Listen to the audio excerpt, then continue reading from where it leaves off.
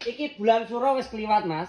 Wayahe wong unduh manten. Lah bar sura ki apa nek hitungane Jawa? Bar suro ya sapa? Usume wong apa? Wong rabi. Lah kuwi butuh apa? Paket seserahan. Regane pira? 8 juta oleh 3. Lah jajal dudono sak stok. Nomor siji, meja macake ya sing modele kekinian, Mas.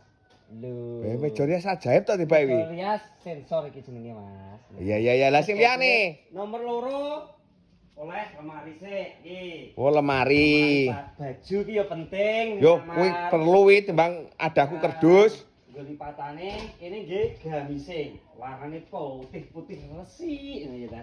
Paling gak kalah penting ya iki. Lah ya kuwi lho sing tak enten-enten iki kuwi. Ini jelas iki. Mumbul sing rada dhuwur to. Oh, iki. Ah, iya. Penting ta iki. Lah iki gambul. Iki gambul. Manten anyar kuwi identik karo gambul. Telung barang iki pira? Telung barang 8 juta. Lah spring bed iki premium lho, Mas. Premium tenan ya? Lah iki iso dicepot.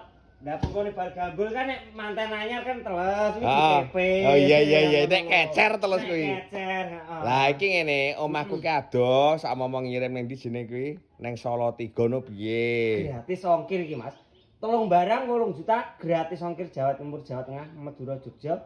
Bayare wis teko kamarmu. Lah iki ngene sama dulur-dulurku pengen masuk nek atuku ndadak rene. Ora perlu rene, isore bioprofile Mas ki lengkap mbok tul wis terhubung. Oh iya.